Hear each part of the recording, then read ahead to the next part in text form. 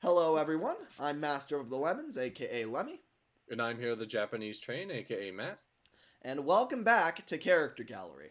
And I think it's going to be a hell of a good conversation because we are talking about one of our all-time favorite characters, Molly.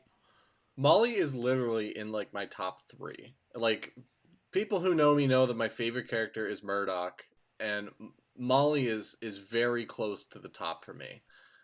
She has a character archetype that no other character has, which is that she's a shy character and kind of a sad character and kind of an introspective character. Which makes me resent the comparisons that people have made between her and Rebecca, because personality-wise, they're so different. Like, and it's like, obviously people are free to, characterize her however they please.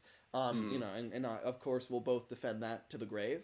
However, the way we see Molly, we definitely see her as, we want to lean into Molly's special, because I think that, the shyness and kind of the insecurity that she exhibits in that episode are just phenomenal. I think they're really interesting to work with.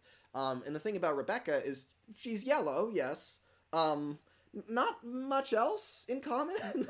She has a much younger vibe, a much more confident vibe. Yeah, she does. The confidence alone sets them apart. Molly, that is her greatest weakness, is a lack of confidence. She doesn't believe in herself, which is why I think it's absolutely perfect that they pair her with Thomas in this story, the engine who believes in himself more than any other engine on the planet.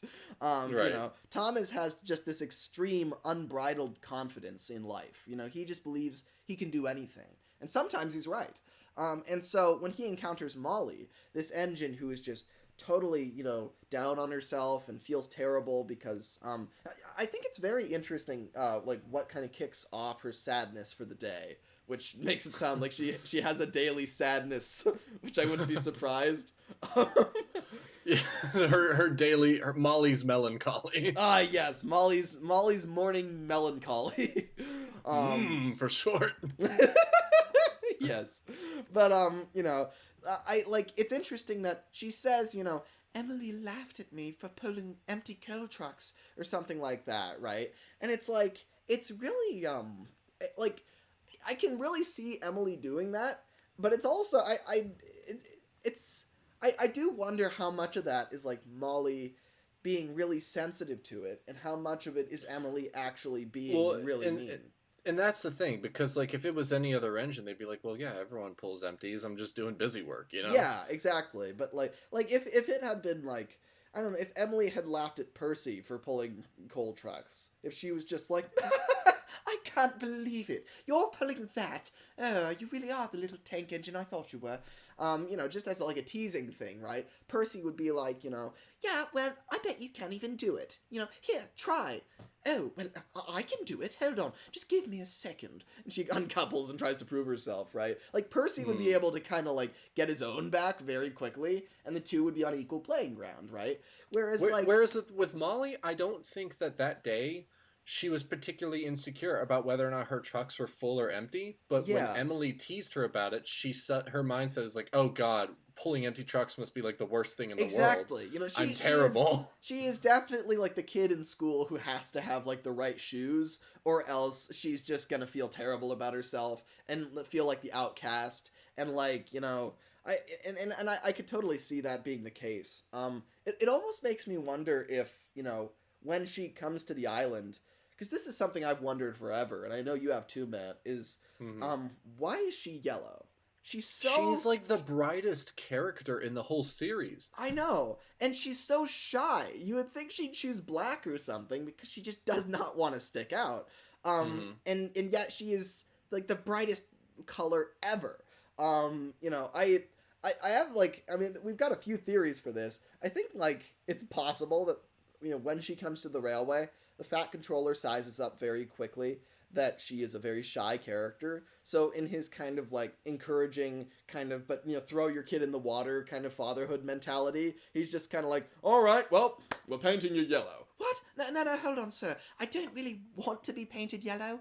I might stick out too much. That's exactly why you've got to be yellow. Even exacerbated by the fact that there's not a single other yellow engine other than like Bill and Ben, who don't even belong to the Fat Controller. Exactly. Like he chooses like the brightest color he can think of that will make her stick out. He's like, that will break you of this shyness. We're like, and it's interesting because that probably shows whichever Fat Controller we're on at this point when Molly arrives, say the second or the third.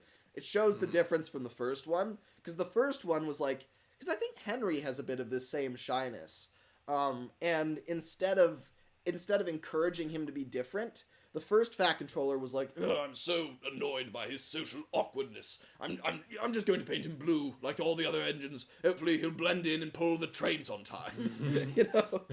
Whereas like with Molly, the Fat Controller does the opposite. He's like, she needs to be encouraged to go out of her comfort zone. So we're painting her yellow. I don't care if we don't have the yellow paint yet. Order it, Like, what's interesting is that while she, I think to me, appears very uncomfortable in her own paint scheme, I think she would also maintain it, like, almost, like, ritualistically, almost, like, I think pathologically. So. It's like, somebody like Gordon, maintains, he keeps himself clean because, he thinks he deserves it and because, it looks good. But if he ever has to not be clean, I think, like say throughout, I don't know, the World Wars, Gordon would, I'm sure he'd get dirty a lot and have no problem with it because no one expects him to be clean. But the thing is, like, Molly isn't focused on, like, her reasoning is very different from Gordon or even James, where she is entirely focused on how others look at her. Like, when she looks at herself in the mirror, this is crushing to say, but I honestly think if she looks at herself in the mirror, she just hates what she sees no matter what she does. I think that she would, like, if she had, like, a speck of dirt on her, she would spend, like, an hour and a half just trying to get that washed off. Yeah, exactly, right? Like, she's just so, hyper-focused on how others see her, and she's just got a lot of, like, self-worth issues. She just really, if there's one engine on the island that I could see really having a lot of crushing self-worth issues, I think that it's definitely Molly. Because, I mean, her entire episode is kicked off by a single comment that Emily made in passing, which, granted, Emily should not have done. That was a mean thing to say. Like, why would you laugh at somebody for pulling coal trucks? But she did, right? And that happens all the time on Sodor. We see it constantly. And yet, most engines brush it off. It's not a huge deal. It's annoying. Well, and get this.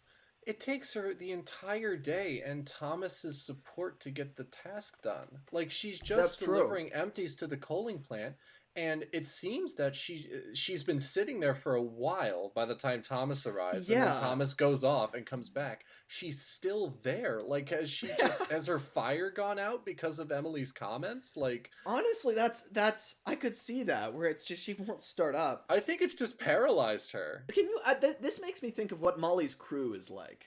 Like, I imagine that Molly's crew is just the most coddling, supportive set of people possible. They're just kind of like, oh, come on, Molly, get up to steam. It's all right, Molly. You can do it, Molly. They're very, very optimistic people. And then Molly's just all miserable, and she's just looking at the ground, and she's just like, oh, if Emily doesn't like me, no one else here will either. And I mean, Emily says that she's the queen of this railway, so she's going to influence everybody else, and it just...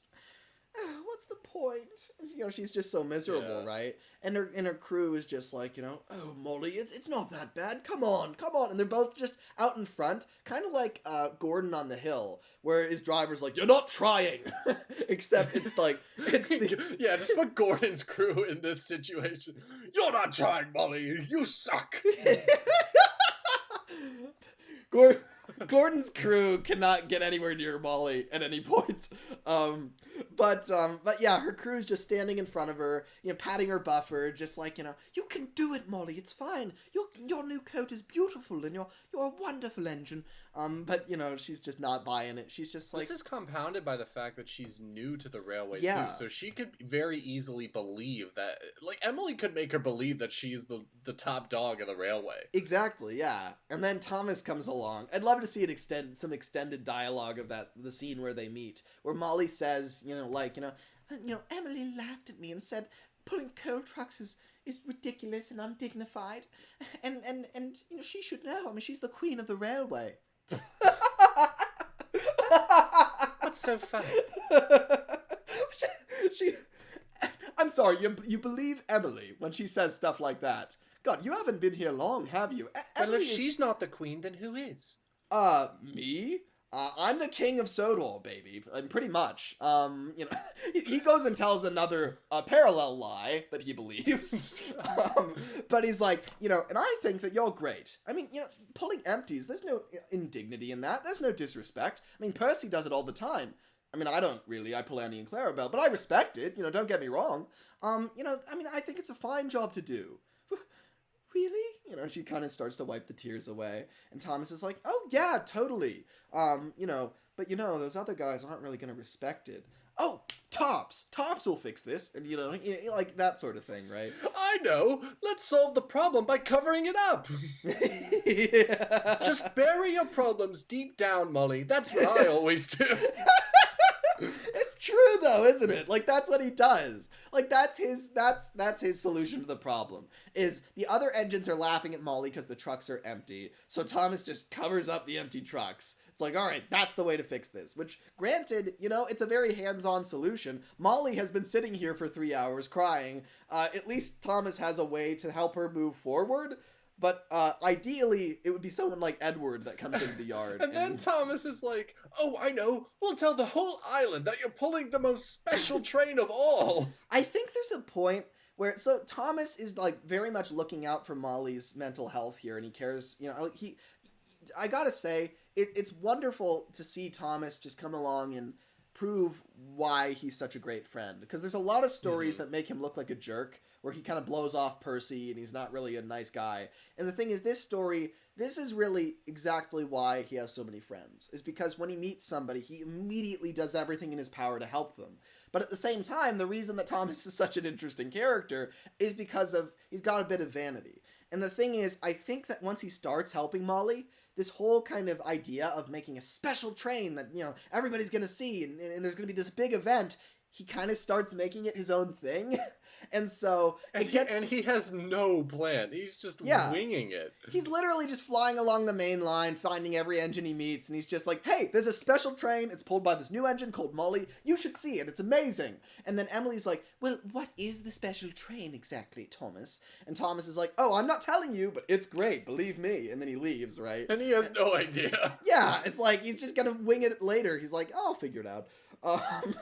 And it's just like so careless. Like he has no plan. That's a job for future Thomas.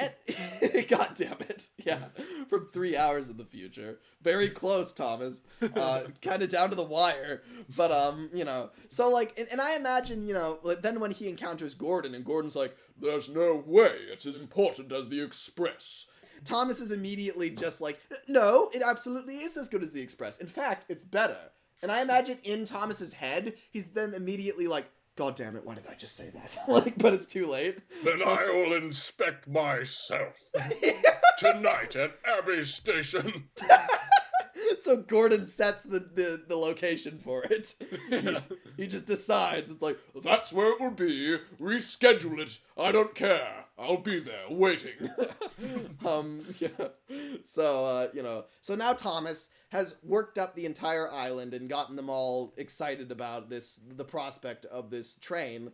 And the thing is, I feel like if you were really looking out for Molly, he would have just drawn the line at covering up the trucks. But he got carried away, and he kind of liked the idea of being the center of attention a little bit himself, because he's kind of like Molly's manager in this, honestly.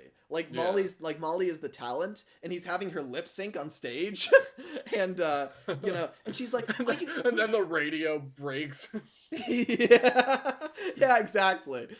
Molly before the show, before she goes out there, would be like, are you sure this is going to work, Thomas? Are you sure that they're not going to find out? And Thomas is like, yeah, it's fine, trust me. I've tested this machine. I mean, it's gonna play your voice. It's gonna sound perfect. No one's ever gonna be any the wiser. And then Molly's like, oh, all right, if you're sure. Go get him, Molly. So she goes out there and Thomas is sipping on a water bottle and it falls onto the yeah. God damn it. And he's like, oh shit. And it's like, it pours into the machine and just... and then like Molly's just like kind of lip syncing on stage with no music, and everybody's just like, what the hell? She's a liar. And, Thomas would have to run out there in front of her and just be like, okay, everybody, sorry, there's been a little bit of Molly has sore vocal cords. That's what happened here. But there's all this booing and no one hears him. That's the situation that we are in right now. When Thomas, creates this deceptive train situation. So then that takes us to when, everything is revealed to be a lie. When the wind blows off the tarp. Yeah, no, it's true. And it's interesting. I kind of like to picture there's a lot more engines there. Because in the episode, it's just Gordon and Emily and Percy.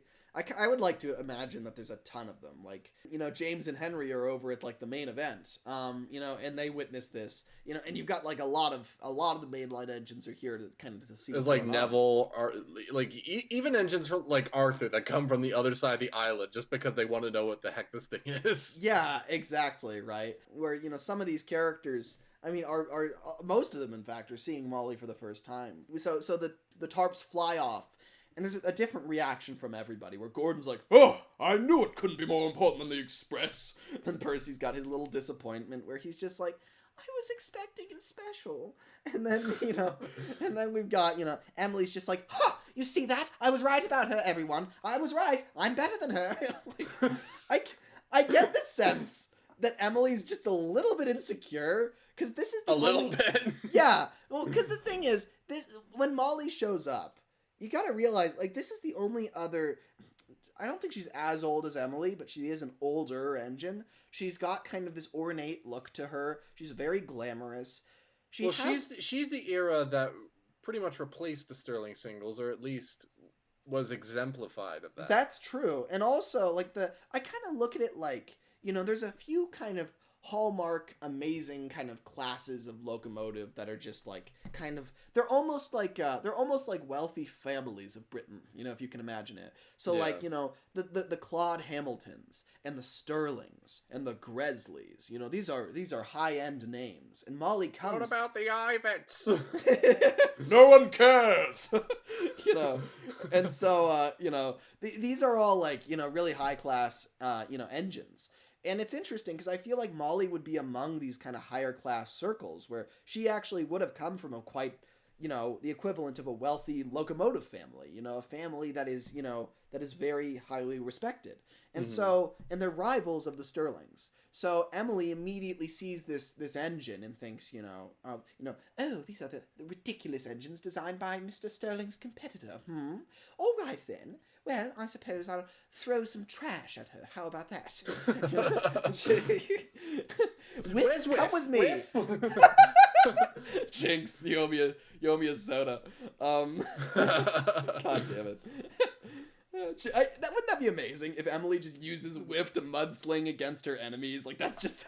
And he's kind of like, well, I don't totally agree with this, but, oh, it's Emily, what can I do? And he, so he, like... And it's Whiff. Whiff, who has been dying to have a conversation with Emily since he met her. Yeah, right. So he's kind of like... He would go up to Molly and just be like, look, Molly, I'm really sorry about this. We could talk about this later, have a 3-hour therapy session. But Emily's kind of on the other side of the yard, can't hear him, and she's like, get on with it, Whiff. Throw the trash. Whiff is like a catapult on a flatbed. Yeah. And it just launches it, and like a huge ball of trash explodes in Molly's face. She's just like, oh... And Whiff is like, I don't think he would, though. I feel like he would change his mind at the very last minute. He's like, oh, I can't do it. I can't hurl this trash. And Emily she's just like, damn it, Whiff. Oh, I'll have to find another engine to hurl that trash. Give me back the trash. Like, she brought her own trash. We're making Emily out to be really cruel, which... I think she could be if she was this threatened. And I feel like she is threatened by Molly. I feel like they're around the same size, except that Molly is I mean, like, what's one of the biggest things that Emily prides herself on is her big wheels. Right. Molly's are kind of contenders for that. I mean, you know, I don't know what the exact diameter is, but, you know, she's got pretty huge wheels, and she's got 2 axles. And she's painted this bright yellow. You know, she's painted this, like, regal-looking, I would call it very turn of the century, sort of 19th into the 20th century look. Yeah. No, that's true. It's very. You know what it really looks like? It really looks like Stradley's color. You know, his kind of improved engine green that's really yellow. Honestly, I wonder if that factors in at all to why Thomas immediately takes a liking to Molly, is because she reminds him of, like, engines from his, like, really, really early youth.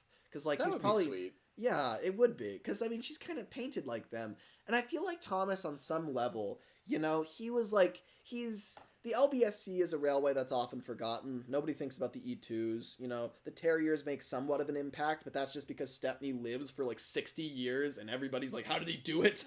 You know? But, you know, he hasn't really made that impact yet. So, like, I feel like Thomas on some level is driven by wanting to kind of immortalize his railway. You know, I could argue that might be a perspective on his past. And I think that, you know, seeing an engine actively choose one of Stradley's liveries, I mean, it's not exactly the same, but the idea that somebody else would appreciate a bright garish yellow with those, you know, kind of that green line work and stuff, you know, I feel like it would make him happy to see. He'd be like, you know, everybody told Stepney that his color was stupid, and look at this. You know, somebody actually appreciates it. Contrasted with Emily's dark green, which kind of says something, because I also think that Emily would get the totally wrong impression of Molly, because she's not having an honest conversation with her. Yeah. She would look at Molly and be like, she's trying to one-up me. Yeah, exactly. But if she talked to her for a second, you know, she'd just realize, like, you know, Molly would be like, you know, well, I chose this color because it was nice and cheerful and it you know, it makes me happy to look at. It's, you know, it's like a sunny day. I can't stand cloudy days or rain or anything like that. But a bright yellow that puts a little bit of a smile on my face. And Emily would hear that and be like, oh, well, now I feel like a bad person. You know, but she doesn't sit and listen to all that. Molly would be like, hold on, I can explain. No, let me explain to you. I was the queen of the GNR. I was their express engine. Do you know what that means? And Molly would just be like, look, please, just let me get a word in edgewise. No, I have more to say, you know. And she'd keep cutting her off, right? And then she'd kind of rumble off in a huff of, well then, if you think you're so much better than me, I will have to prove you wrong. And she leaves, right? And then Molly would just be there like, oh, I feel like I could have done better in that conversation. You know? But you know, it's very interesting. I think it's very interesting that this whole episode, even though it's not focused on Emily, she looms over it. Yeah, she does. Because, like, it's kind of between Thomas and Emily, because Emily caused Molly's kind of discontent and her sadness in this episode. I'm sure in general, she's just a sad engine in general, got insecurity, and so it's not like Emily caused it in totality. But this specific day, she kicked it off. She ruined Molly's first day on Sodor. And so Thomas then comes along as a notorious kind of rival to Emily. And, you know, he goes and actually, you know, comforts her and gives her, you know, moral support. Kind of does the opposite of what she did. Which is fascinating because Thomas and Emily are always at odds with each other. They've always got this kind of rivalry. Because Emily is kind of, it makes a lot of sense why, too, because Emily is she's very queenly, she believes in ruling over people, she has a good heart, and oftentimes, when she does kind of give people orders or suggestions, they're actually kind of good suggestions, but the thing is, she very much believes in governing people. Whereas Thomas is the exact opposite. You know, Thomas leads the rebellion. Yeah, no, exactly, right? You know, he's very daring. You know, he believes little engines can do big things. He believes in the power of the individual. And that's kind of, you know, what he does with Molly here is he meets an engine just randomly for the first time that he's never met before, and he immediately says, you know, look, we can prove to everybody that you're valuable. And we'll do it the way that I do. by choosing a really impressive color and having a number 1 on your side. Except your version will be a tarp and some lanterns. But that's basically it, right? Like, his thinking is like, yeah, anybody can make anything of themselves. However, you do have to make something and put it over what you are already. And I do think that over time, Emily's relationship with Molly would improve because... Oh, yeah, for sure. Like, I feel like... After wouldn't it be amazing if, like, here's another rewrite of, like, the episode is, what if instead of Molly running off and then Thomas gets her alone and goes and takes her to the coaling plant, instead the ending of the episode is Molly runs off and Thomas cannot find her. He doesn't know where she is. He's just like, oh god, where's Molly? I hope she's okay. And then, he's running around the island, and then finally he approaches a junction, and, he realizes Molly's down this branch, and he approaches it, and he's like, she's probably down here, and then he runs into Emily, and the two bump, and, just in time stop. And Thomas is like, oh, what are you doing here? What do you think? I'm going after Molly. And Thomas is like, you're going after Molly. Hold on. I thought you had no respect for her. Yes, well, I didn't realize she was going to cry. I didn't know. Yeah. Well, now that she made me feel bad, of course I have to find her. Yeah. Which, to be fair, the fact that she actually changes her mind and decides to go after her, even though it's only because she's been made to feel guilty, but still, she's like, of course I've got to go and make sure she's all right. I didn't realize she was so unstable. She might have thrown herself off an old bridge or something. You don't think she would do that, do you? I don't know. I've known her for a day, Thomas. And you have too, by the way. I don't think that you should have gone and made this big show of things. She's clearly not the type of engine that appreciates that. And Thomas is like, look, I don't like being lectured by you, but... you're kind of right, just a little bit. Ha! See? This is not the time to brag, Emily. Molly could be down in a ditch somewhere. Let's go. And so they couple up together, right? And they kind of search down the line for her. And eventually they finally find her kind of crying on a siding. And, Molly's just like, no, go away. And, but Emily's like, hold on, let me speak. Molly, I'm sorry about what I said this morning. I didn't realize you were going to take it so hard. Look, the truth is... when I first saw you, I was deeply insecure. No, I'm not. I'm looking for a better synonym for that. Harsh? No, not that either. Just don't interrupt me anymore. I was. You were posh. Just admit it. Just accept it. like there's no, like, she's trying to make it look good, but there's no way to spin it. So yeah. It's like, fine. I won't be political about it. I was threatened by you. Yeah. And she kind of, like, she makes that clear. She's like, to be honest with you, I think that livery is quite glamorous, and I think that I just worry, you're a mid-sized engine like me. You've got some grandeur to you. I was worried you'd try to take my job. And Molly's just like, your job?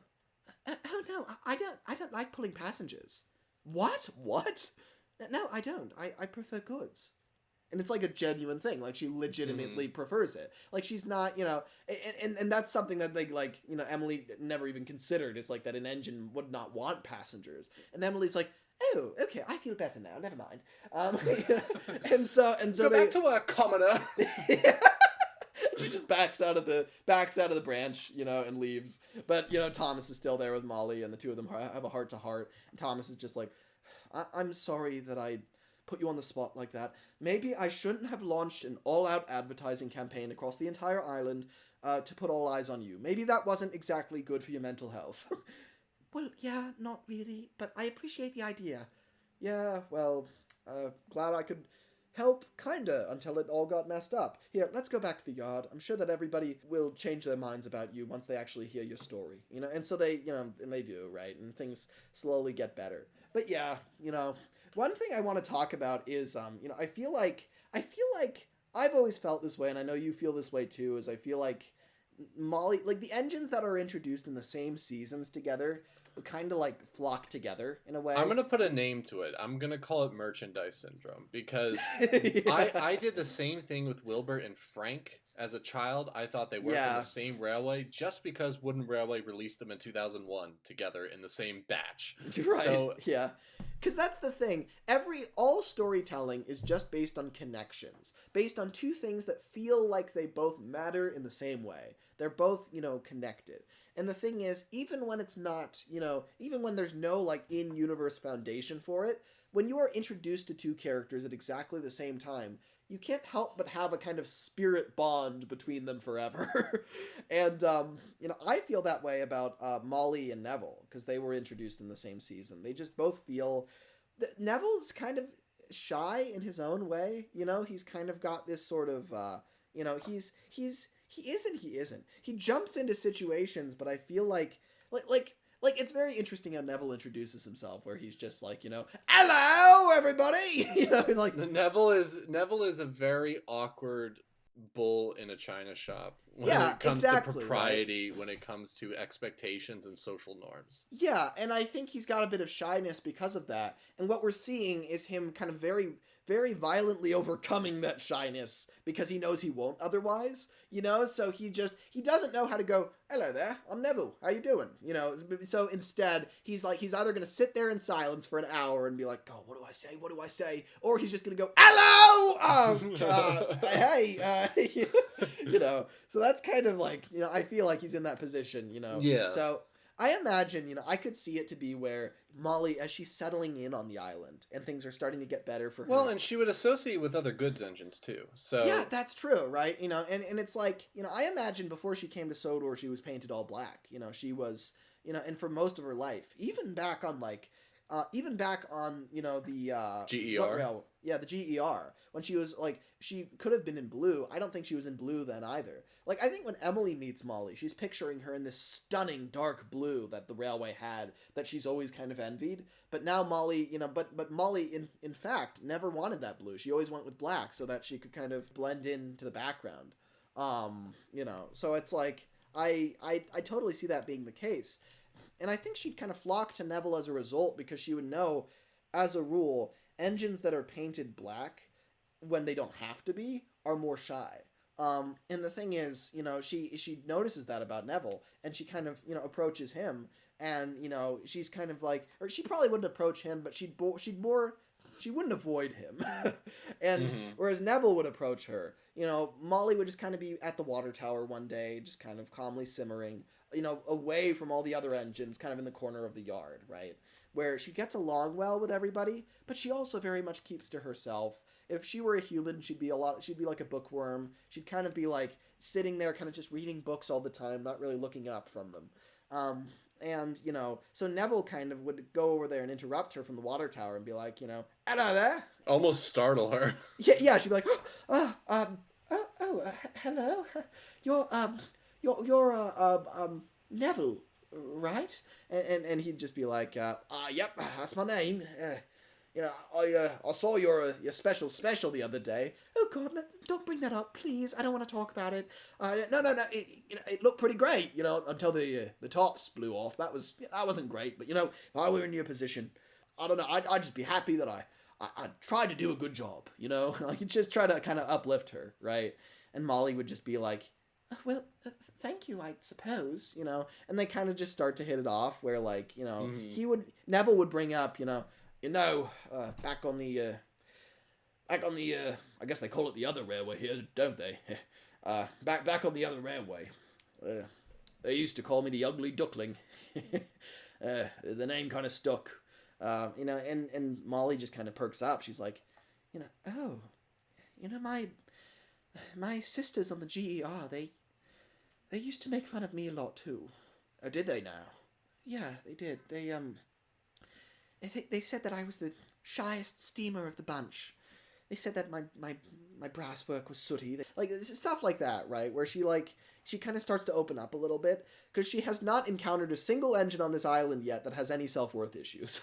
Like, right. Emily is, has a lot of confidence. So does Thomas. So does everybody, right? What I like about the two of them is they're a yin-yang. So yeah. Molly is someone who is really beautiful on the outside, but has an inner turmoil. Yeah, Neville is someone who, he does have anxiety, but he is self-assured in his presentation. Yeah, he has like overcome, because the thing is, he's like, it's kind of like Neville and Neil would get along great. Yeah, they would. Yeah, because the thing is, Neville's like, he's ugly but kind, and he's ugly but he's proud. He doesn't have like a problem with it. He'd be the first to say, "Oh yeah, I'm hideous. I can tell that. I mean, look at me." But he'd make a joke about it, right? And he'd say, "Yeah, I'm pretty ugly, but I did win the war." And and yeah, that's the biggest flex, really. Yeah, and then Gordon, like if Gordon was making fun of him, he'd immediately stop and be like, "Never mind, thank you for your service." and, and that would be it, But that's the thing, right? Neville is ugly on the outside, but self-assured about it on the inside. So he's kind of right about the way he looks, but he is okay with it. Yeah. Whereas Molly is wrong about the way she looks and hates the way she looks. So it is a perfect yin yang. You're right. Also, the color clash is very interesting. It's like black versus yellow. It's a good clash. So I could see the two of them really hitting it off. Another character that I could see, like, Molly. Are we about to talk about my boy? I'll let you lead into that one. All right.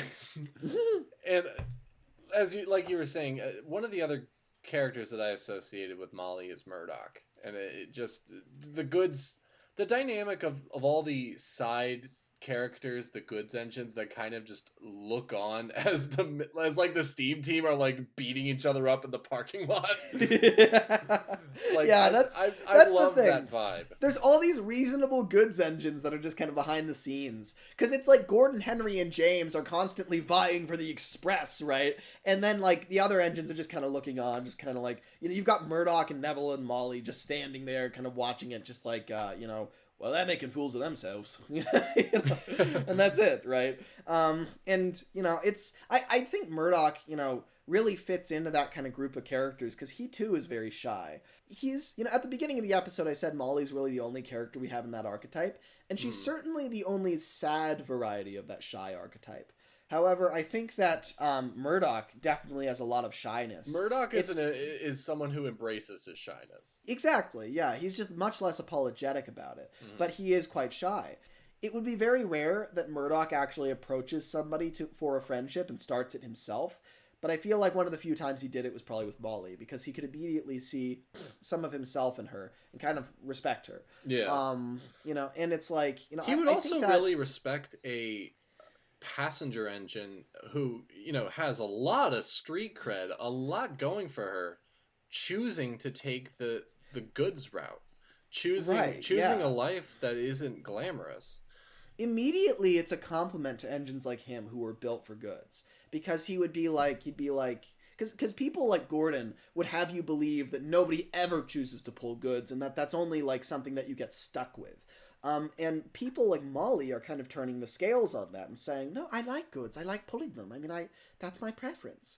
And the thing is, it might not be necessarily for good reasons. I mean, I could see Molly liking goods trains just because she doesn't think she's deserving of passengers. Mm-hmm. But even if we get years on where she's been on Sodor for a long time and she's kind of starting to slowly cope with her anxieties and with her self-loathing, I think she's still going to prefer goods just because that's what she's done all her life. So even though now she's not pulling it for bad reasons, she's still doing it because it's just what she's used to. Like, she never developed a taste for passengers. Unfortunately, that's because everybody said, you're no good for it. Or, I imagine, there were definitely some cruel engines back on her old railway that kind of embedded that in her head. My mind goes to, like, the rest of the class. Like, maybe they kind of ate each other alive. Like, she was kind of the shiest steamer of them. And so they kind of bullied her for it. That's kind of what I picture. Well, back in those days, they're continually vying for the affirmations of the railway boards and all that stuff. And to compete with the other railways. So it's like they can't show any weak links that they have. Yeah, exactly, right. I mean, things were a lot tougher in those days. And so, I could totally see Molly being the victim of that, where she's just she's the runt of the litter. And so I think that would definitely, impact her, And I do think that Murdoch seeing Molly for the first time would almost get a false impression, because he would see her with, this train, just completely living a lie. Granted, it's Thomas's lie, but it would, I think it would be like, oh God, like the passenger engine from the mainland is coming and is trying to make trucks look glamorous, but he would understand almost immediately it's not her doing. She's not. She is a genuine person. She's just. He would once he sees Thomas, like he would go to the whole event, and the train's about to be revealed, and he's just like, who is this engine? Why is it that she's doing this? And then he doesn't realize Thomas arranged it, and Thomas pulls out from behind the train and says, "Hello, everyone! Thank you for coming to Molly's event." and then Murdoch's like, "Oh, that explains it. Yeah. Oh, this poor girl. Hold on a minute." And then once she's devastated and runs off, Murdoch's like, "Probably not my place to go after her, but at the same time, I will make a mental note." And then the next day, right, he reaches out to her and makes her feel better about it and says, I do respect a passenger engine that would pull goods. I mean, to be honest, the Fat Controller will give you whatever you want on this island. So the fact that you chose what you did says a lot about you. And, Molly would just be like, really? Well, thank you. And they would kind of start to hit it off. I think engines like Gordon and James would start to get nervous. It's like, oh, all the socially awkward ones are forming a club. And it seems to be more morally virtuous than our own. Oh, we've got to step it up. Like, imagine that, the Molly, Neville, and Murdoch, the quiet engines trio versus the big engines trio. Emily says, should I get my catapult? God damn it. Her cat, like, she's stolen it from Whiff at this point. She's not giving it back. Like, oh my God. God. Jesus Christ. One thing I will say is, I think she would have a great relationship with the trucks. I just get that impression.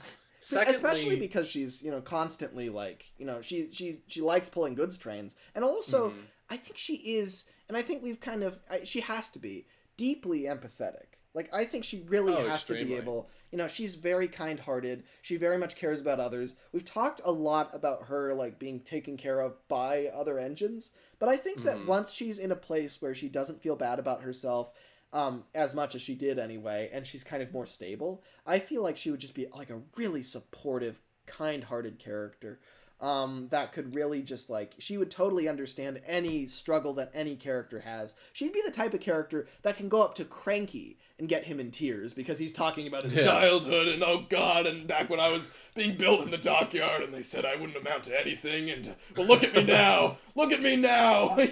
Like, I imagine she'd literally be able to, like, reduce anybody to tears in a good way. Which is really sweet because she, for someone who does not have a lot of confidence, she sure does, I think, raise other people up. Yeah. And that feeds into my second thing that I was going to say is that, in her personality bio, it says that she is looked upon as a big sister by some of the other engines. I do really love, this is something that I kind of got out of this episode that I hadn't really thought about. Yeah. Was Molly being a passenger engine that prefers goods.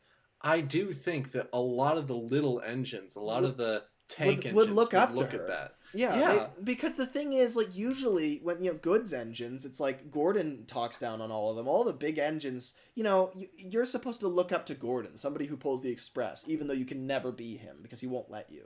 But Molly would be like this really big, impressive, kind of this engine that, like, you could see thunder by with a goods train and think, wow, okay, well, actually, that's, and she'd talk to you. She'd stop and have a conversation. She'd be like, right. How are you doing today, Percy? How are your spirits? And Percy would just be like, oh, I'm doing good. Thanks, Molly. Yeah, you look great with that goods train thundering by. And, it would be sweet because, he doesn't usually see engines that, like, are proud to pull goods. And it's not, it's not like engines like Murdoch aren't, really nice to the tank engines. I think that Murdoch is almost too big for the tank engines to feel like they can relate to him. That's true. Molly is the perfect medium. Also, I think it's the fact that, like, Murdoch, on some level, he's content with goods trains, but it's not like he has any sort of passion for them.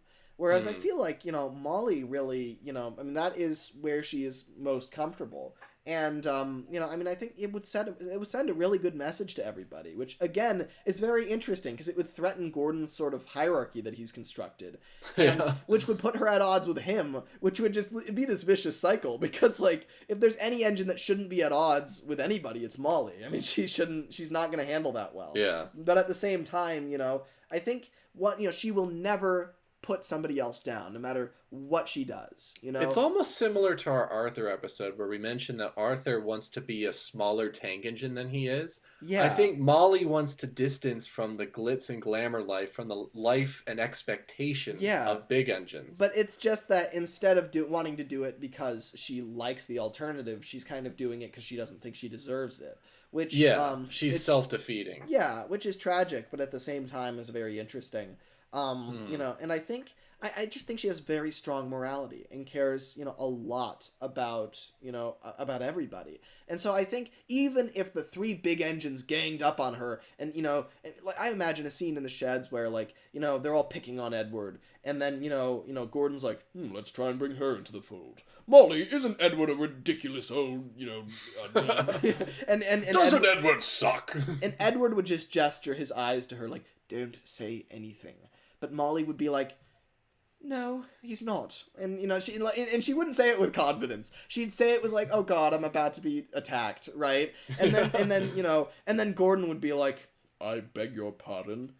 You're being mean, stop. And then the James would be like, oh, so this is how you're approaching the three most important engines on the railway. Well then. Yes, I quite agree. Well then, maybe we'll say a few things about you, like your garish color and that ridiculous brass work. Oh, and then I imagine Edward chimes up and says, stop making fun of her. But then also at the same time, Henry chimes in simultaneously and says, stop! And then James and Gordon both stop and freeze, and they're like, what, Henry? And Henry's just like, don't. She doesn't deserve it. And, and he actually helps to kind of turn the scales, and he's like, no one ever stands up to those two. I appreciate it. I've been trying to for the last 70 years, but I'm not very good at it. And Molly's just like, well, thanks for standing up for me, I feel like every situation she goes into, she would make better, And, at detriment to herself, but I think over time, everybody on the island, even Gordon, would learn to treat her with sensitivity because she's just too nice to be mean to. The thing is, even Edward will throw snark back at you. Gordon can justify getting mad at Edward when Edward will make jokes at his expense, But the thing is, Molly is just so nice. She's so and sweet. I love what you just said about the scene that just took place, because other engines with confidence issues could have just gone with Gordon and James and said something about Edward. And Molly won't do that. It speaks to her strengths that, even with her self-defeating nature, with her insecurity, she will still speak up for those she cares about. Yeah, and in a way, I think the last character I want to draw parallels to is Edward. Because I really think that Molly, I think Edward has a lot of insecurity himself. Edward is in a very similar position, honestly, where he does everything that he can for the people around him. He spends all of his time helping other engines, giving them advice, helping them out of, helping them with mistakes that they've made, helping them out of difficult positions. That is Edward's whole life. He is the one that everybody on the island leans on. And the thing is, I feel like, that's at detriment to himself. He kind of accepts, like, well, I'm not going to be happy with this, but you know what? It's important that I look out for my friends. And so he does that, and so he takes the punches from Gordon, where Gordon has had a bad day and he's just being rude. Edward's not going to start up the fight in the sheds. Instead, he's just going to be like, right, Gordon, very well, Gordon, as Gordon kind of, tears him to shreds, right?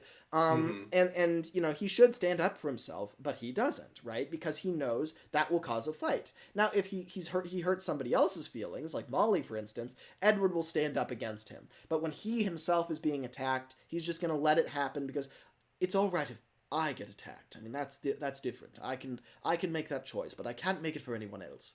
But the thing is, I feel like Molly's in the exact same position as him, where the one person she tears down is herself, but everybody else she would never dare.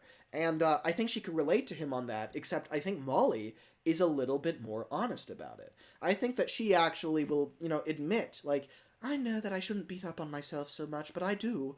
Whereas Edward would be like, I don't beat up on myself. No, yes, you do, Edward. I mean, you constantly say you're too old to pull important trains and feel like the driver won't choose you, and it just seems to me like you're beating down on yourself. Oh, those are just statements of fact, Molly. I know where I stand. No, they're not statements of fact, Edward. They're lies. Lies about yourself. You're a wonderful engine, and you have a lot to offer. I mean, you're amazing. Well, I don't know what to say about that, Molly. It's not every day that someone says that to me. Well, they should say it more often. You deserve it. I honestly think that, like, that would, like, Molly could change the way Edward thinks. I think like Edward would cry in that scene. He would, yeah. She could even get him to cry. And he'd do it in the middle of a sentence, too. He'd be like, well, I do really appreciate the... Oh, God, I haven't cried in 70 years. What is this? Like, he's not... he's just... He's so gentlemanly. And he's so, like... He's the strong one for everybody in their situations. He's the sponge for everyone's problems. Right, he's the one but he never gets to let it out, right?